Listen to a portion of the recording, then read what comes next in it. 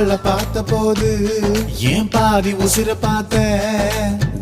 உயிரும் தான் பேசும் பாஷையே மூச்சுக்குள்ள கேட்டேன் அவ எதிர வந்து நின்னா என் மீதி உசிர தருவேன் பார்வை படிக்கிற தூரம் போதுமே பக்தன் போல கிடப்பேன் அவ சிரிச்சா வெளிச்சா உருவாகும்